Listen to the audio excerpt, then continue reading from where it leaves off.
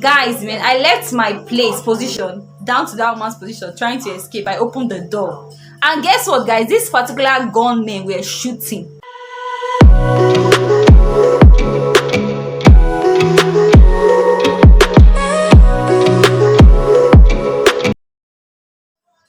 Hi guys, welcome back to my channel. It's your girl banso TJ. If you are seeing me for the first time, please kindly subscribe. And if you are my returning subscriber, thank you so much for tuning into my channel. Like, I really appreciate. So guys, today is not just about skincare. Today is not about skincare. Like I said before opening this channel, I said this channel is meant for beauty, it's meant for vlog, it's also meant to share stories. So today I'll be telling you my story. My story. When I mean my story, something that happened to me. When I say I mean real life. Joke, not play. Real life. Something that happened to me in real life. So guys, I know you want to know more about this story, so come along with me and let me take you to that place.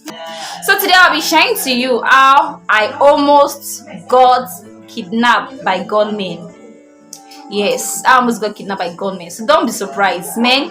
I don't know if you are in Nigeria presently. Right now, the security system in Nigeria is not actually so strong. Like right now, a lot of places in Nigeria are calling out for the government for them to help them out.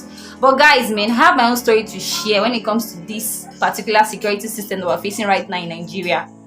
I can't really, in fact, well, okay, I should not try to like rush myself. I want to like take everything slowly for you guys. I want to tell you how it happened, where it happened, the actual place it happened, and I got saved. Yes, I got saved. I know I got saved by God. That's the truth. Nobody. So I came outside from the school gate, hoping I'm going to see a bus going to Akure. Not just me, other people too that are going to the same destination, because I said Akure is the capital of those states. A lot of people like going to Akure, and that particular day was on, I think, weekend or so. It was weekend, and most lecturers are going back to their various places. I think most people board a bus with the lecturer who were going to the same destination. But still the same, I stood there for some hours hoping to find a bus, and it was unlike that particular place, because once you come outside from the school gate, definitely we're always going to see a bus going to Accra, because the where my school is located is around the federal road when it comes to Nigeria, a federal road leading to the western part of Nigeria. So that was where my school was located. So guys, I stood there for hours with other people too, not just me alone, with other people too. I stood there for some hours. Luckily, guys, I saw a Pilos brand of car coming to my direction, and the car actually stopped for us and was asking us where we are going. So I told him we are going somewhere around Akure. There were two people inside the car. I think the driver by the left hand side, and also I think the friend to the driver also by the right hand side.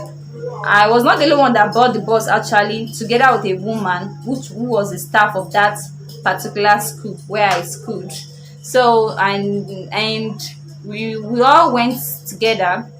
On our way going, we got to a particular place. We were gisting, we were all talking together inside the car. Even the driver and also his friend. I found out that he was not actually a driver. He was a colleague of that man, sitting down together at the same complaint. So I think they were going somewhere also, because that Hilos looked like a complaint Hilos or so that was the way it was. So we're all gisting, we're all talking. Guys, guess what?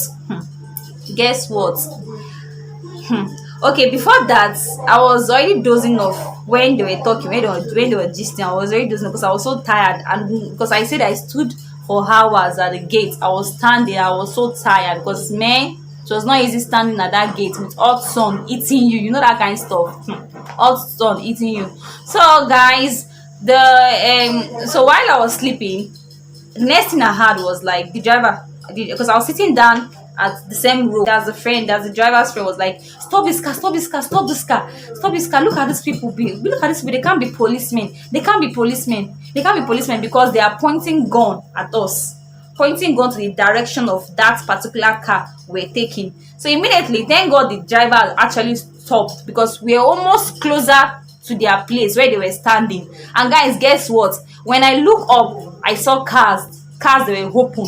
I don't know where those people were going to. Maybe they ran out of their car. I can't really tell, but I saw cars. The next thing, man, guys, guess what? That was when I know how to I know how to like leave my position down to another position. You know, guys, I immediately, when the man stopped the car, everybody had to like just find a way to escape, to run. Man, you see the way my jumping, I found that the door I was staying could not open, so I had to pass through the person sitting down by him. I told you a woman was sitting down.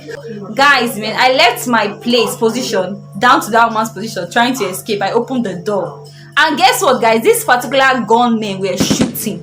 When I say shooting, they were shooting. It was not funny, because it was like a film trick, man. It was like this Nigeria film, you know, na Nigeria film. This is real, guys. I saw gun live. When I mean live, I saw, so confused. I just ran out. Everybody ran out. I think the driver, his friend, and also that woman went to the same direction. Why me? I went to my own direction. Why running? My running was not just running. I was jumping like a kangaroo. You know, that kind of stuff. Jumping. I was jumping and they were still shooting. I ran inside the bush. I ran, and the main reason, guys, I did not run with those people because I did not trust them. I was like, maybe these people are all together. You know, that kind of stuff now. You can't trust anybody. I was running on my own, and this particular head, the gunman I was talking about, they were shooting. And they were dressing like this, you know, the way this, I don't know how to explain this dressing. You know, if I don't know, guys, if you're Yoruba, there's something they call Somodobo. They're wearing Somodobo. Yes. Some of the boy in Yoruba means jumpsuits. These guys are wearing jumpsuits. They're wearing jumpsuits, and they tie their hair. I don't know. They tie their hair with something. I don't. Maybe a turban or so. I don't understand. But they tie their hair because there was not even time to look at them. There was no time to look. And the only reason why I looked at them was the general was like saying, "This cannot be this cannot be police." So, guys, man, I ran like. I found a covering. There's a particular place I found inside the bush, like a covering. I had to stay there for a very long time. I stood there. I was talking to God. I was like, God, please, make this a testimony for me, please. Make this a testimony for me. And guys, why I was saying make this a testimony for me, the same gunmen were still shooting. They were still harassing people, because the more cars that come to that direction, that's the more they attack them too. Me, I was inside that bush. I was telling to God, I was like, God, please make this a testimony for me. And guess what, guys? My church Shiloh was going to start that particular day. I was telling God, I was like, God, please, this Shiloh, this should be my first testimony for this Shiloh. I was talking to God. I was like, God, please help me. Help me. Well, I think I stood at that. I actually hid myself at that bush for a very, very long time. I can't actually remember the time, the minute I spent there. I stood there for a very long time. Later on, I stopped hearing sound. I stopped hearing noises. I stopped hearing gunshots. All I was hearing was like I was hearing some conversation between some males, like stupid people, see people they've left, idiot people, stupid people they've left. I was like, who left? I was like, come, is it the people shooting that are talking, or I don't know, because I don't know. But still the same, guys. I did not stand up from that place I was staying, because I did not trust anybody at that moment. I was like, maybe it was that gunman too that was still talking. So I did not stood up from that place I was hiding. So in that place I was hiding, I could see some people. I could see some people coming out. They were like, oh God, thank you, Jesus. Thank you, Jesus. Some people were like, thank you, Jesus. Thank you, Allah. Thank you, Jesus, for saving me, blah, blah, blah. Still the same, I did not come outside because I was not trusting those people too. Because I was like, could this be a setup? I stood up from that place. I tried to dress myself. Guys, guess what? I didn't even tell you this. While I was running, the wig I placed on my head. The wig I placed on my head fell off. I never knew when it fell off. Like, I never knew when it fell off. And guys, I was wearing a short skirt. A short skirt. So those things in the bush entered into my skin. Like, I got injured very, very well. I got injured. My legs, there was so much spot on my legs, like blood coming out, because I was trying to run. I was wearing a short skirt. I was not wearing trousers. So if I was wearing trousers that day, definitely I would have protected myself from getting injured. So I got injured, guys. So when I stood up from that place, so those men that were talking were the policemen. Why, when they came, I think that was when the gunmen ran. Those gunmen heard their voice and they ran. They left that particular vicinity. And guys, guess what? I forgot to tell you this.